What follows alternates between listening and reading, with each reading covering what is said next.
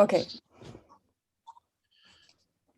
Good afternoon, or whatever it is, to everybody. I'm honored to introduce Miss Sarah Qidwai from Toronto University Institute for the History and Philosophy of Science. And as far as I've understood, you're in the final stage of your PhD project on Sayyid Ahmad Khan. Sayyid Ahmad Khan, who is known for many activities, not least he is known as a commentator on the Qur'an. But today you will not talk about his tafsir, but about a topic which is very closely related to his activities as a mufassir, because one of the essential aspects of his life and work is his intention to demonstrate that science and Islam are compatible, and therefore you will be elaborating on how he approaches science, in particular the theory of evolution, and also some trends in the new science of geology. And now the virtual floor is yours. Thank you so much. I'm just going to go ahead and share my screen. Hopefully that does the trick. Okay, I hope you can all see the slides. Okay, Assalamu alaikum and Ramzan Mubarak, everyone. Thank you so much for joining today. It's a pleasure to be here among all of you, and I'm really excited to discuss a fascinating source. I want to start by thanking Martin for that generous introduction, and Joanna, Majid, and anyone else who I may not be aware of for organizing this series and for your attendance today as well. I have to admit, I'm a bit of an interloper. My work isn't particularly on biblical commentaries or tafsir. I'm primarily a historian of science in the 19th century, with a focus on the British Empire in India and slowly expanding to Canada as well.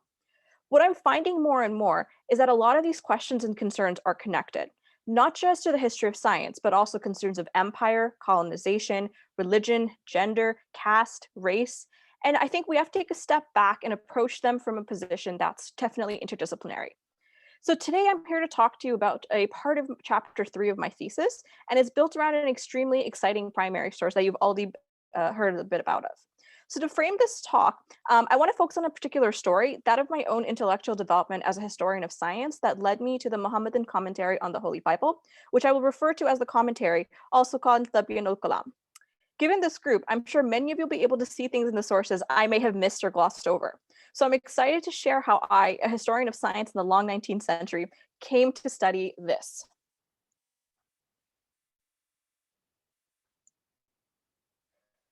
All right, so I think that changed the slide. Okay, as I started my master's degree, I was really interested in the global reception of Darwinism, particularly the reception of Darwinism from Muslims in India.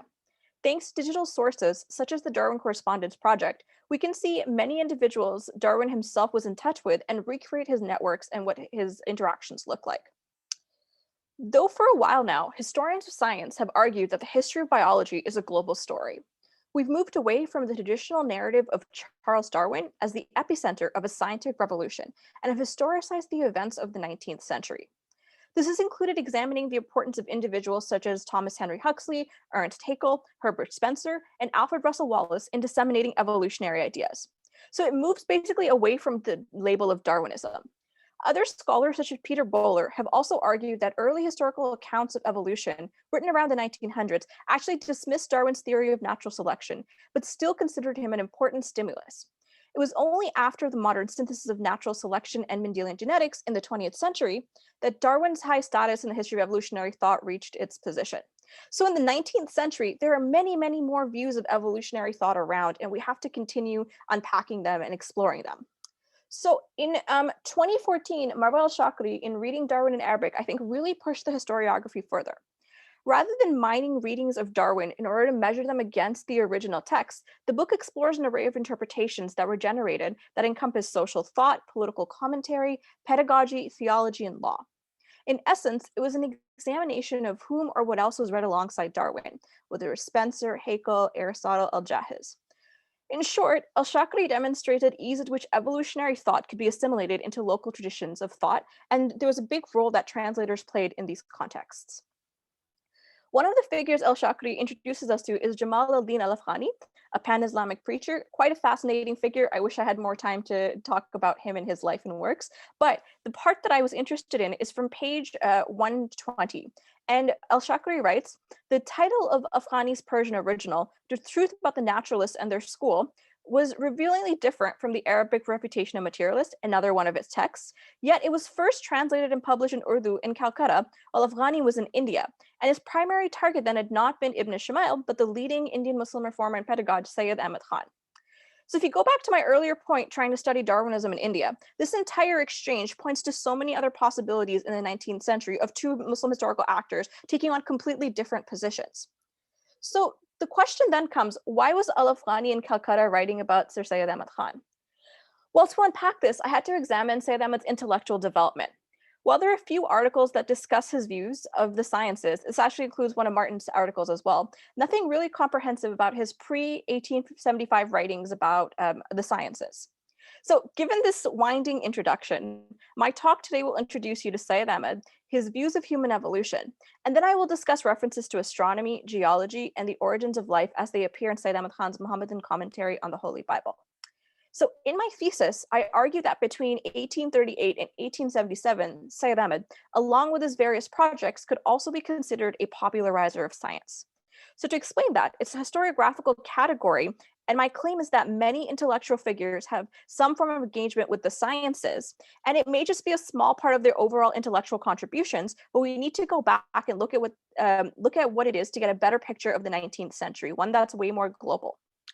Today, you'll see a piece of the larger argument from my thesis, which is titled Sir Sayyid and Science, the Place of Polymaths and Popularizers in 19th Century History of Science. So going back to al-Afghani, Sayyid Ahmad Khan, appeared in the guise of naturalists and proclaimed that nothing exists but blind nature and that universe does not have a wise God. Now I was curious about what led him to label Sayyid Ahmad as a naturalist. At the time, there were very few publications. This dates back to around 2015. So I started on Google, of course, and I found this website where it said that Sayyid Ahmad Khan had discussed Darwin to some extent. So basically, here's a little bit closer. So basically says he was talking about Darwin. I had the citation, I went to the source, and then the page number was wrong. So this Maqalat Sir Sayyid has 16 volumes, so I had to trace through it to try and find the original. I did thankfully eventually find it. And the article is called Adna Halat se Ala Halat par Insan ki Tarakki, the stages of human development from an inferior to superior state. And I looked at the text and it begins, this is an English translation. We look at the universe, we observe three different forms of things, hajar, shajar, hewan, rocks, plants, and animals. Changes in these three occur due to internal and external factors. This was not the text about evolutionary thought and Darwin that I was expecting. To give you a brief preview, in Adna Halat, Sayyid Ahmad covers a wide range of related topics on evolutionary thought and the origins of life. First, he presents the readers with the notion that all things on Earth were part of three types of things, animals, plants, or minerals. Second, he elaborates that the changes in plants and animals were due to both internal and external factors.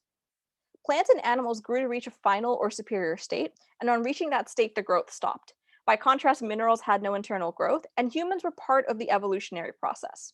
So what it appeared from this is that, overall, I'll come back to the source later, but Sayyid Ahmad was not really supporting Darwin and his theory exclusively, but using it to address some issues people had with Darwin's theory, to support his own position on human growth and development. So I will develop this point later on in the talk as well. But for that, I wanted to raise this question, right? This whole preamble. What do you do with a primary source that does not fit the historiography you were trying to situate it in? For that, let's take a look at who Sayyid Ahmad was and how I actually ended up reading the commentary and mining it for sources about the sciences. So Sayyid Ahmad Khan is frequently characterized as one of the forefathers of Muslim nationalism in India and a reformer of both Islam and education. His name evokes many responses in the subcontinent from across the political aisles and religious spectrums. He was part of the Ashraf upper class. His father, Sayyid Muhammad Muttaqi, was a friend of Akbar II, the 19th Mughal emperor, and the second to last before the Mughal empire is abolished. Also, his father was a follower of Shah Ghulam Ali Delvi, of the Naqshbandi Sufis. So that gives you a bit of what he was before this period. Throughout his life, he established several educational institutions, published articles, and also established societies. Most famous is the Muhammadan Anglo-Oriental College, established in 1875, now called Aligarh Muslim University. However, his engagement with science education and popularization is often overlooked, again, because he has just such a big stature in the discipline. So to give you some specific biographical dates I'm going to draw on as this talk goes, he starts working for the East India Company. His family were part of the Mughal courts, and he was the first one to go in that generation to work for the East India Company. He started a newspaper in 1866, the Aligarh Institute Gazette. In 1869, he actually spent 17 months in England. In 1870, he launched an Urdu journal called Tafsir-ul-Akhlaq, where I got the article from. And then, of course, in 1875, Aligarh Muslim University is established, which is now, which was Mohammedan Anglo-Oriental College. So I'm classifying him as a polymath, and maybe the label is something we can discuss in the Q&A. Just to give you a spatial sense, here is where Aligarh University is located, the red dot towards North India.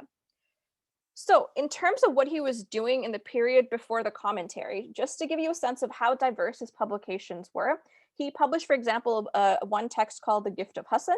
The one I was interested in, I'll come back to, is Qali Matin Dar Tale Harkat-e-Zameen, firm assertion with regards to the false motion of the earth. And then he wrote about the rebellions in India in 1857. So during the time he was in the city of Bijnor and ended up saving some of the European colleagues he was working with against the rebels, and then basically decided to write and defend Muslims after those events. So this finally brings us to the commentary. Following 1857 rebellions of India, where the East India Company is replaced with the British Raj, Sayyid Ahmad published several texts discussing the rebellions and the role of Muslims. This is a part of that intellectual response. The commentary was published in 3 parts. To summarize them briefly, part 1 is titled Introductory Discourses to a Muslim Reading of the Bible, and it is structured in the form of 10 discourses. This volume dealt with the reliability of biblical sources and discussed in detail the author of the Pentateuch, the first 5 books of the Old Testament. Part 2 is titled Introduction to the Old Testament and a Commentary on Genesis 1 to 11. In this version, there are several references to astronomy, geology, and the origin of humans. While published last and titled as Part 3, the commentary on Matthew is the earliest part of this text. There's actually a new book in 2020 by Christian Troll, Charles Ramsey, and Basharat Mughal. It's called The Gospel According to Sayyid Ahmad Khan. If you're interested, I can give you the reference later, and it's a really good text. It's critical commentary. So as for how the text came about, while he started working on it in 1860, in 1862, when he was transferred to the city of Ghazipur, he used his own private printing press and employed several translators and scribes to help with the translations. Here, you see an example of the page and of the contents. The commentary is written for 2 audiences, English speakers and the Indian Muslims. The bilingual nature of the publication is proof for that.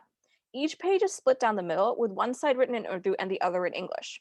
There's also the occasional Hebrew word in the text. Sayyid Ahmad pointed to verses in the Qur'an that corresponded to views in the Bible, and his aim was to show similarities between Islamic and Christian religious beliefs, and by doing so undermine negative conception of Muslims that had built up after the 1857 rebellions.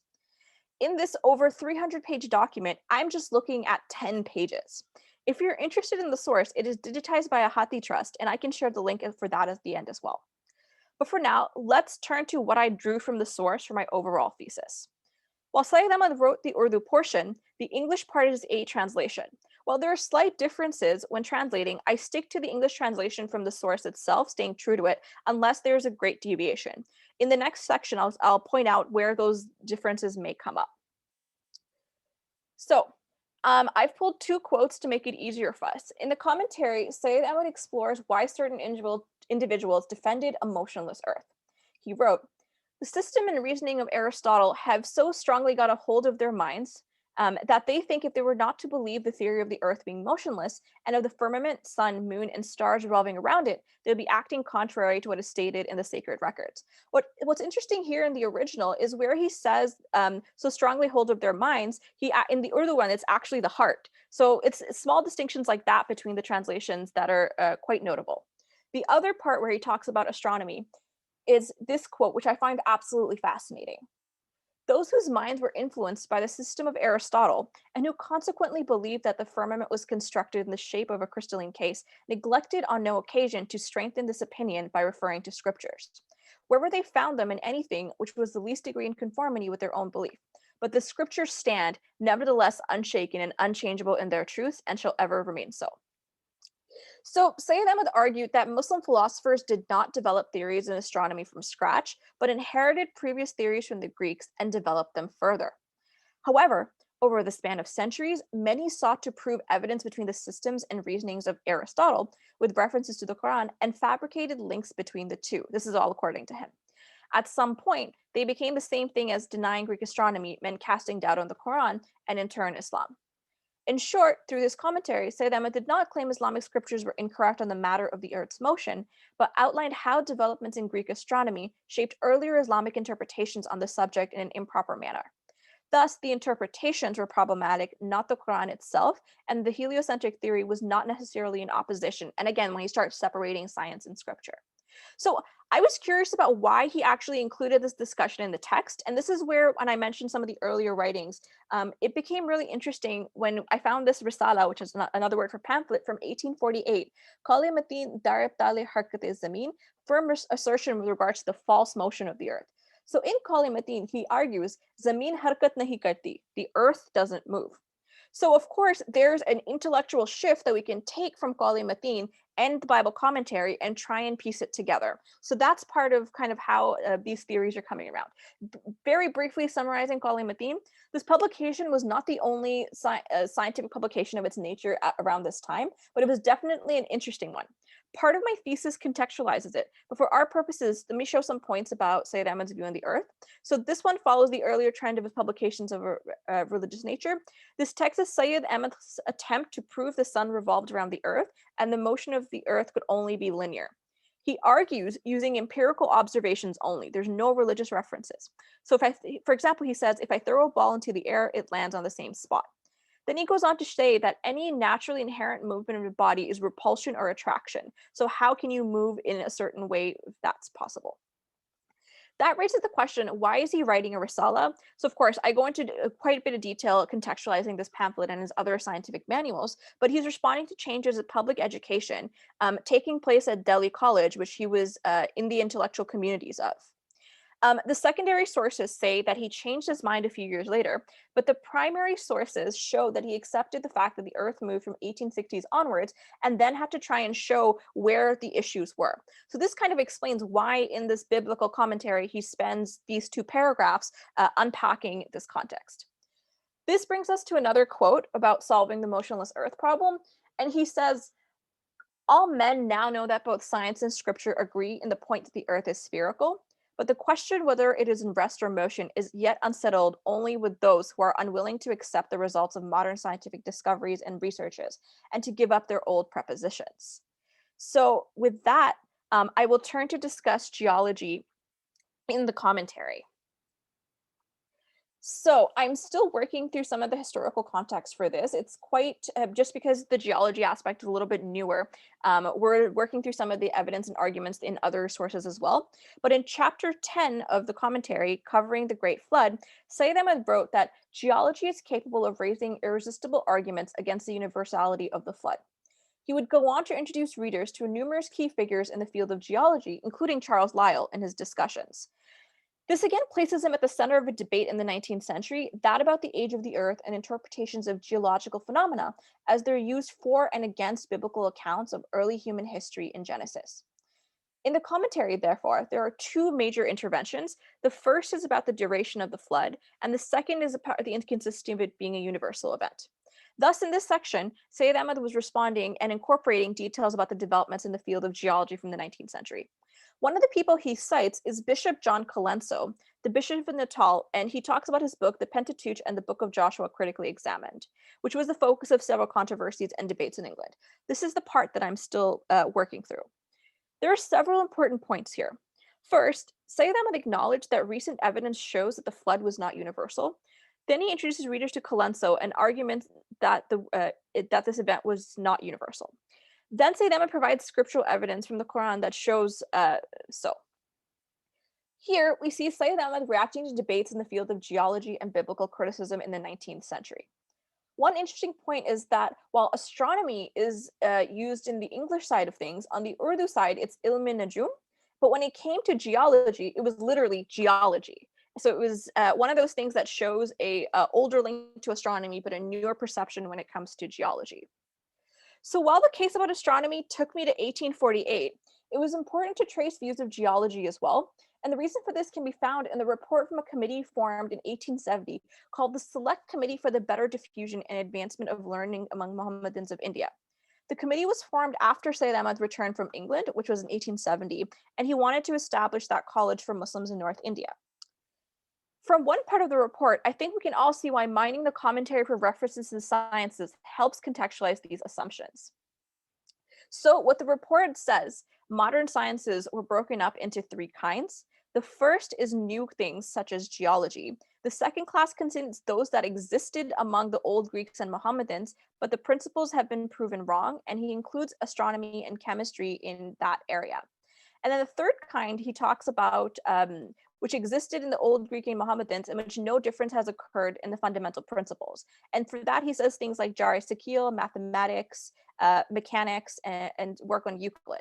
So this is basically one of the reasons I was looking at the commentary, is this primary source telling me how they define and categorize modern sciences and Eastern sciences. There's quite a bit to unpack here.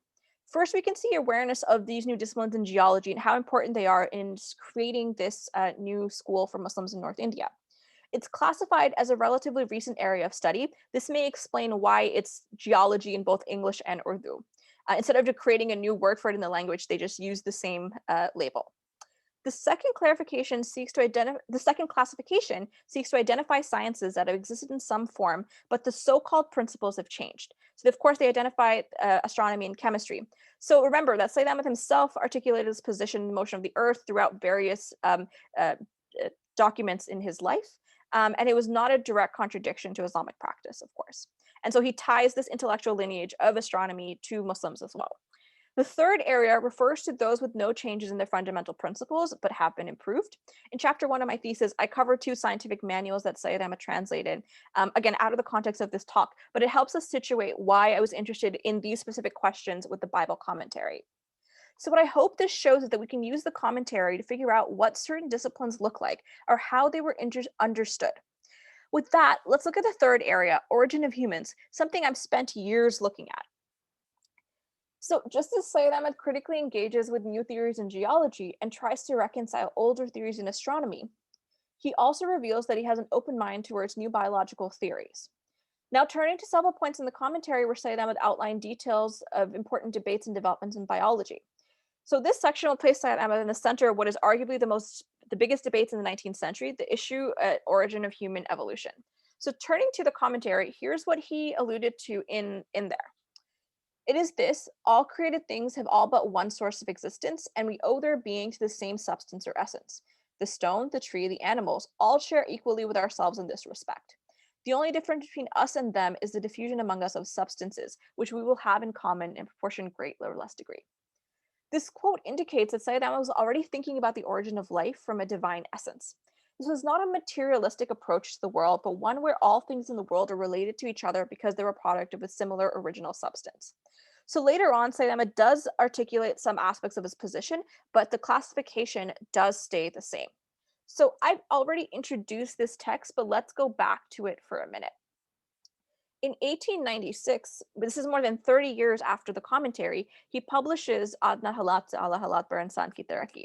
So let me give you a brief summary and why it's such an important source. And I hope what you'll seem to appreciate from my summary of this text is why I had to go back and read the Bible, the commentary, to understand what's going on in 1860, to be able to contextualize 1896 as well. So in the text, Sayyid Ahmad opens by discussing the forms found in the universe, as I've already mentioned before. He says they can all be divided into 3 types, and he discusses how all 3 change. For plants, he claims that, so this is a translation of an Urdu text. Urdu, of course, is a very flowery language, and I've done my best to stay true to the original analogies. So I'm going to summarize it very quickly. For plants, he says, they were initially a seed, and then it grows, and eventually there are twigs and leaves and flowers, and the fruit blossoms for it. He ends off by saying that there's a superior state, and once it reaches it, the plant cannot develop further. For animals, they begin as nutfa or blood clots and begin to grow. Eventually, the animal grows, becomes stronger, and similar to the plant, the animal also reaches a point where it cannot develop further. For stones, there's no physical indication of development. He moves on to describe the relationship among these types. First discussing different trees and then different animals, he argues that if the trees in the world are all placed side by side, they'd be similar to one another. However, the first and the last in line would not be similar to those in between.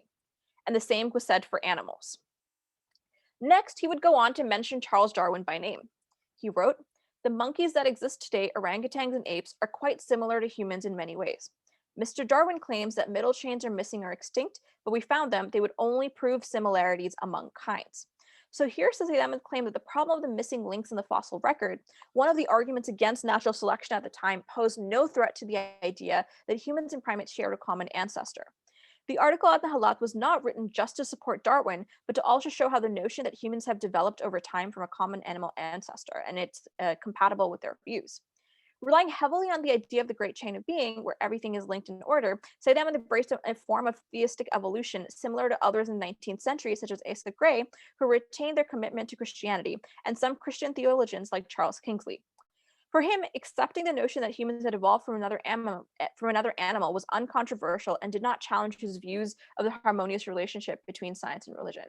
There is a lot more to unpack about this case. For example, there were no citations. So we had to spend time digging through who exactly he was referring to in this intellectual track. So basically, to make a long story short, the commentary is so much more than these three examples. There's a rich body of secondary literature that analyzes the actual theological claims, again, out of the scope of my work, but I'm sure many of you can contribute to that. What I hope you saw is how we can find something really interesting views about science in the 19th century in this text we wouldn't expect it. But there's way more to the content of this publication. While Sayyid Ahmad was working on it, he also established a scientific society in 1864. So in the 1860s, almost simultaneously, several societies emerged in the Northwest provinces. In essence, they were, to use Avril Powell's term, self-help societies or educational improvement schemes for Indians. By 1870, the Scientific Society was not only one of the largest in the Northwest provinces, but it was financially strong, received government income, and had a large following. Where the name is concerned, members decided to name it the Scientific Society instead of translation or vernacular, because according to one of Sayyid Ahmad's biographers, even if the society was simply translating scientific texts, they were still engaging with scientific education, and this, for the biographer, was one of its core objectives. Where the society is concerned, its mandate included translating key texts from the arts and sciences and also collecting rare Oriental manuscripts. However, it would not engage in any religious texts. To give you an overview of their success, the society first year alone was quite active. The membership stood at around 240. They employed 3 individuals, translated over 640 pages from English to Urdu. The society also moved from the city of Ghazipur to Aligarh, and they petitioned for a land to create a building.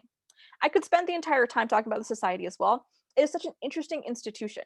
The important part of this organization is the conversations about the publications they decided to translate. The historical text dealt with the history of Muslims, Indian history, and the classics. The scientific texts were also quite diverse, but dealt with subjects such as agricultural tools and experimental chemistry.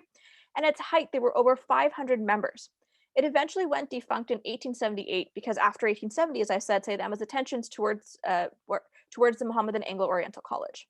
Again, there's so much to say about this, but what strikes me is that while Sayyid Ahmad was working on the commentary, he established a scientific society, and the two projects were completely separate from each other. That goes to show that separation of what he was trying to do in the religious domain versus what he's trying to do institutionally.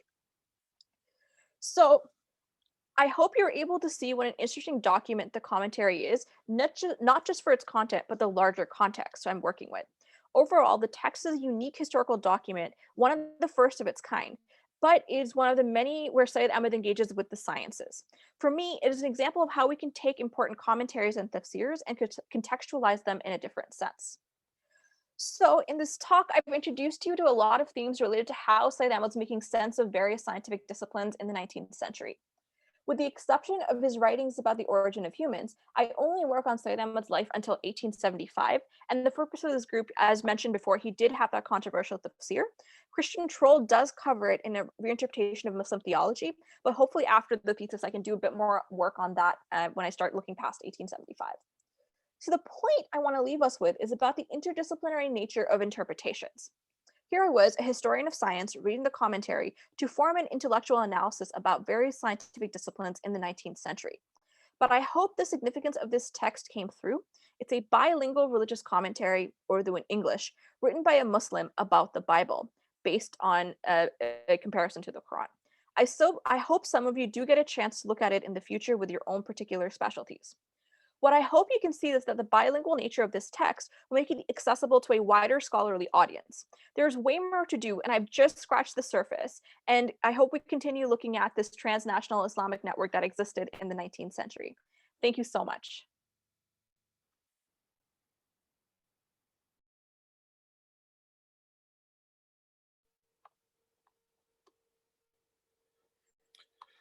Thank you.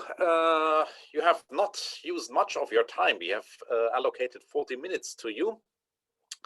But as I'm the discussant, I will give you the opportunity to say some more words about the commentary.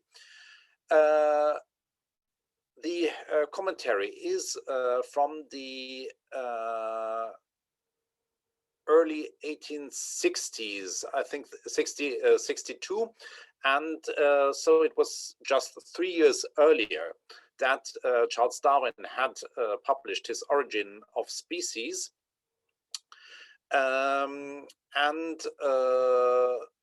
in that work, Darwin himself, he has just mentioned the question of the origin of mankind with a sentence.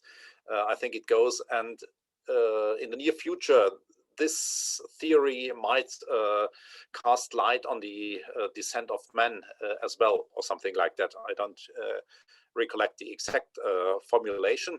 And it was about the same time that Karl Vogt, a German materialist,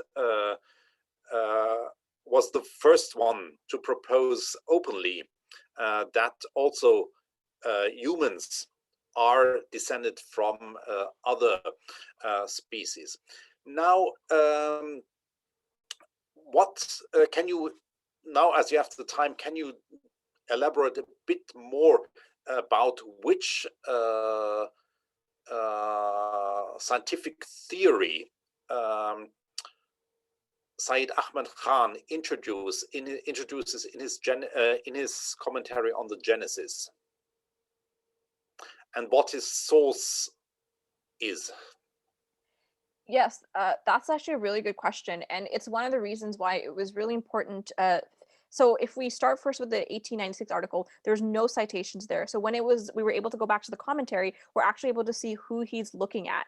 And of course, it turns out to be Shah Waliullah, Shah Abdulaziz. And I was then so this becomes a problem of languages then, because then you have to use Persian. So my plan is next to start Persian, because I did read the English translation of Shah Waliullah's text, but it's not the same as the original, of course.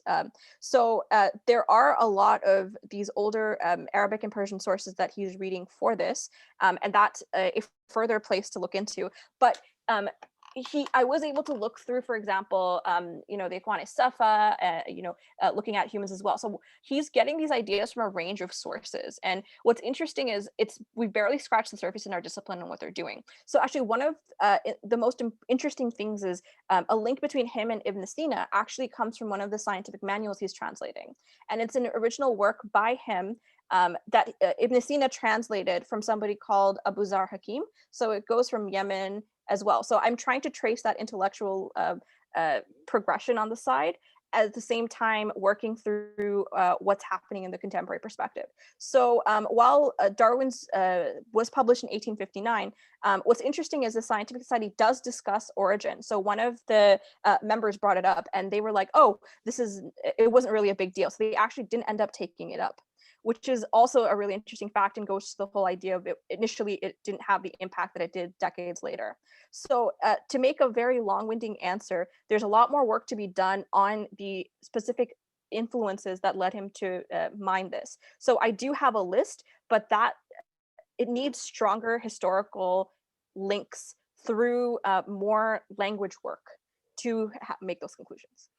Yeah, because that was my idea when I read that commentary on the Bible now almost more than 20 years ago, and I've not turned back to it because I think it's interesting that he does not address the theory of evolution directly in that text, which might appear pertinent when you talk about the Genesis, but that he talks about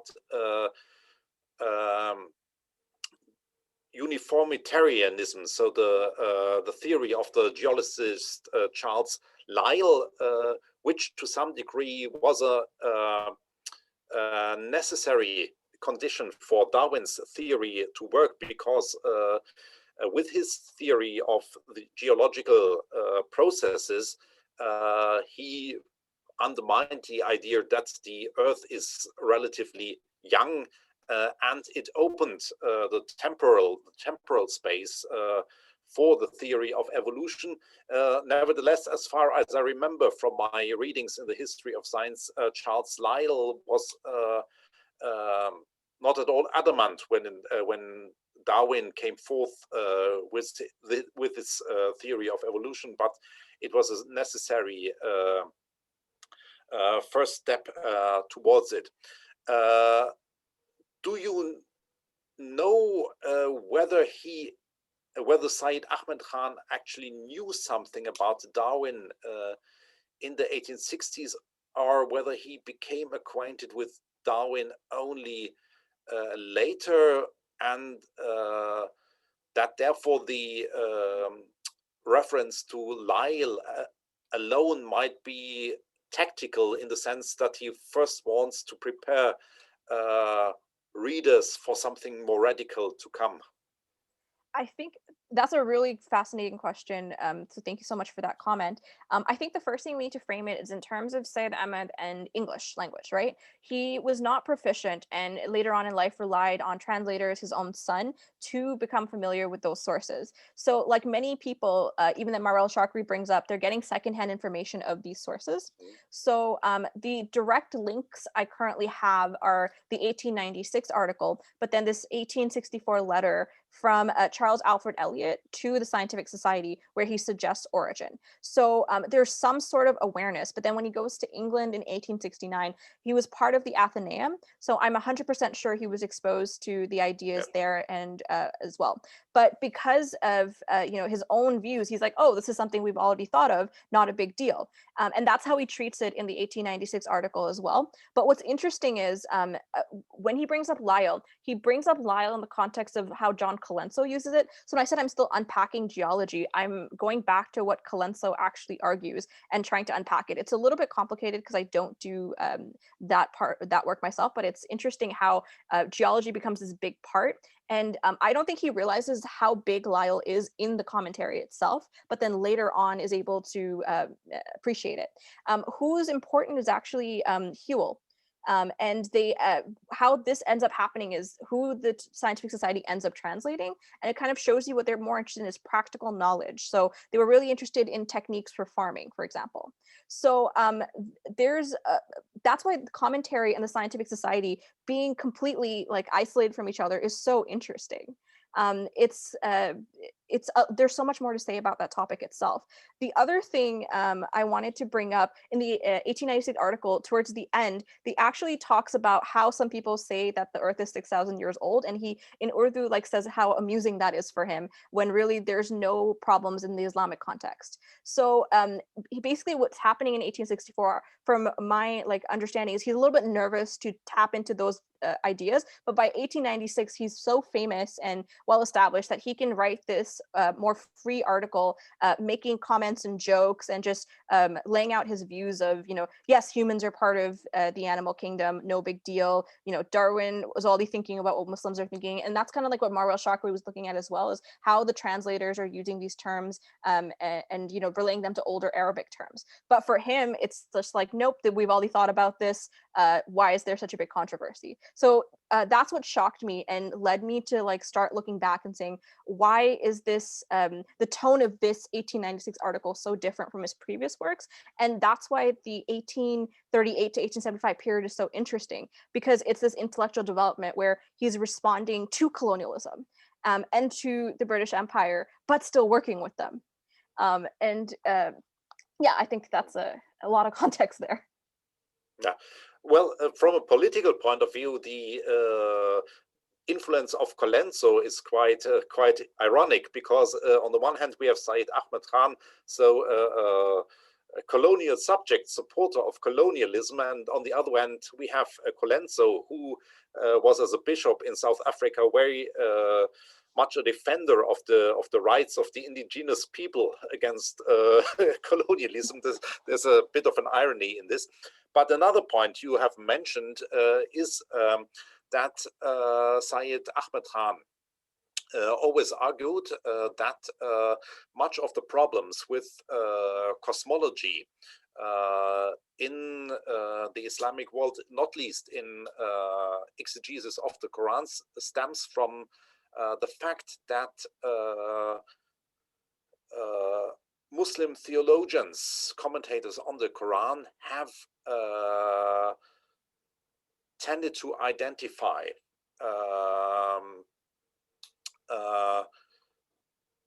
the wording of the Quran with Aristotelian slash Ptolemaic cosmological concepts. Now, in his later article on astronomy, heliocentric astronomy, tafsir-ul-Samawat, he introduces also another argument, which goes that actually it is not the intention of the Quran to say anything about astronomy. When the Quran talks of the sky as a roof, the Quran is simply appealing to the daily experience of the Arabs in the 7th century CE. And yeah, perhaps their poetical wordings for the sky. Did you find that argument already in the commentary on the Bible? I myself cannot remember it, but that has nothing to say. What's interesting, there is there, but there's another source, and this is where I think Persian is going to become such an important language for me to extend my work. I'm just going to share my screen with everyone again, because I can't do it justice by just describing it. So this is an image from Sayyid Ahmad's Ain Akbari. It's 1855, and he actually talks about, Columbus sailing and includes a map of the world. But what's fascinating is he also talks about the heavens there. So I, of course, this is one of the things that I really want to work on, but I was able to, he also includes a map of the heavens there. So I'm trying to figure out what exactly he's saying in 1855, because this adds another point to the intellectual development. And it's also in Farsi, and he's drawing on Abu Fazl's work. So this again extends us back, and it helps us with this erasure of native knowledge that comes in from the British Empire through this kind of intellectual development of his views of the heavens. So this is 1855. Then the commentary would be 1865, and then you'd have his other works later on about the heavens, and they'll be able to see where he's drawing from. So again, another point to work on. But yeah, I think he does, and that's one of the reasons he ends up landing on. So when he does later on comment, he says he may have changed his mind on positions, but it's all part of his intellectual development. So he wants all the things he was even wrong about to be a part of public discourse as well. So yeah, I thought that was oh, here it is. I found, let me show you the diagram. I am still working on it, so I can't really comment on what's there, if any of you can see it. So this is the one that's actually found in the lithographic Ain Akbari. So it's my guess, it's about the heavens from what it looks like. I can share it if anybody's interested after. So this is what I mean. There's always so much more to unpack with him, and how his works that you don't think are going to have some sort of views of the world, they do. So you have to look at everything. And the recent digitization projects after his bicentennial make it much easier, because, you know, there's a generation of scholars doing excellent work on him that make this work possible. So we're building on mining those sources. Yeah. Just one remark on the last thing I said. So I have encountered the argument Sayyid Ahmad Khan uses only once in a pre-modern context, and this is in with the legal theoretician Ashatibi from Al-Andalus in the 14th century. And actually, I do not know whether Ashatibi was already known in South Asia by that time. And speaking in evolutionary terms, it would be interesting to see whether that is an influence, or whether it is convergent evolution, that two persons find the same argument. One critical point I would like to make is you consider the references to the Scala Vitae, or the great change of being, to which Sayyid Ahmad Khan refers to in his writings, perhaps a bit too much as precursors of the theory of evolution. I think we should be a bit more cautious here, because the reference to that concept with Ibn Taymiyyah and in the writings of the Ikhwan as-Safa is of course used to help inculturating the theory of evolution in an Islamic context. But on the other hand, we have also to take into account that this concept is a bit problematic with regard to the theory of evolution, as modern theory of evolution does not see progress from primitive forms to the to the highest form incorporated in the man, and in particular it does not see a progression from plants to animals, which are two different branches. And Darwin uses another metaphor, the tree of life, instead of the chain or the stairs of being. So I would be a bit more cautious to consider, for example, Ibn Sina or the Ikhwan as-Safa, and in the Turkish context, it happens with Erzurumlu Ibrahim Hakkı, who was the first scholar to accept a Copernican concept of the cosmos. But some people go one step further and say, because he also writes about a great chain of being, he also anticipated the theory of evolution. I think that is, I think here we should be more cautious and leave it as a strategy to make it more palpable in the given cultural context. I agree with you. And it's one of the reasons I've started seeing origin of humans rather than evolution. Because I think when we, for example, we go back to my case of I wanted to look for Darwinism in India. When we narrow down our scope, we're not going to find it, because at that point it wasn't as impactful as others. Like, for example, it was more Herbert Spencer in Eastern context than Darwin and stuff. So I think what we need to do is change our framing of the kinds of questions. So early on, I used to say evolution. Now I say when it comes to the origin of humans. The other thing that I thought of as you were asking your questions, how popular was this idea too, right? Like, he's a controversial figure, and there were like fatwas against him for some of his views and stuff. So this is a view, but it may not be the view, right? So what we have to do is also unpack the other context. So one of the things that I want to do next is also look at like the Deobandi movement and what are they saying and how are they arguing for and against. And that's how we move away from here's what Islam and evolution is. It's here are the various views of human origin in Islamic context, contextualized through colonialism and all these other factors. So I think Majid's work is great for that as well, especially in East Asia, as we're slowly building these more global narratives. And so what strategically I'm trying to do is we have to separate, what contemporary evolutionary biology is with the 19th century evolutionary thought and like origin of human questions.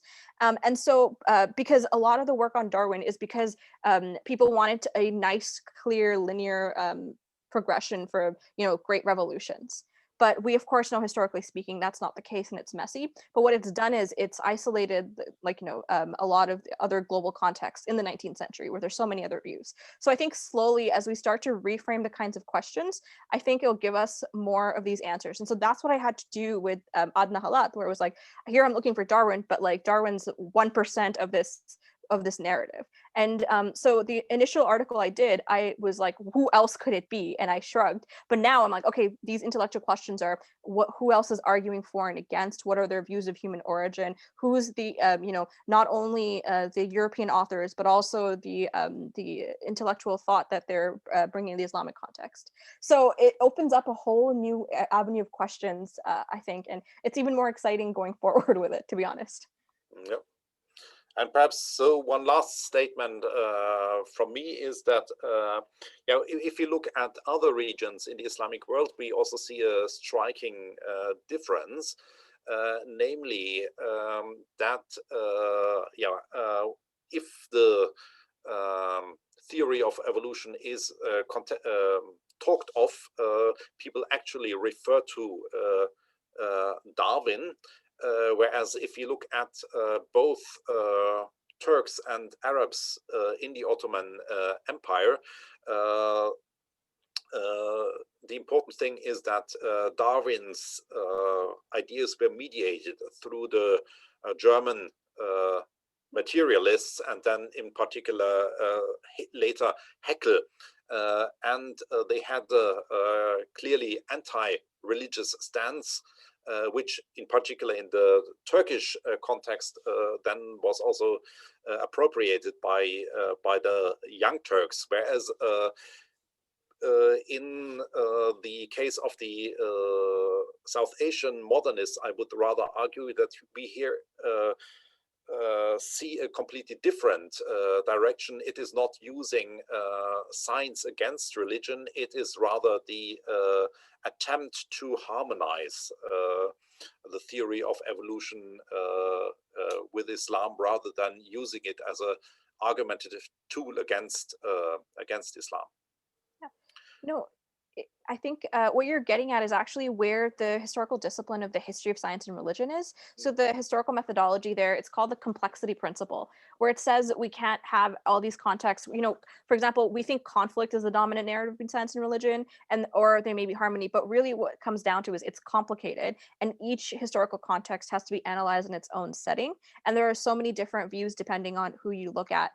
In those contexts. So I think that's what you're also getting towards, where it's complicated, and that's the beauty of historical research, I think. Yeah. So that was all I have to say with regard to your presentation, and I do not know how it works.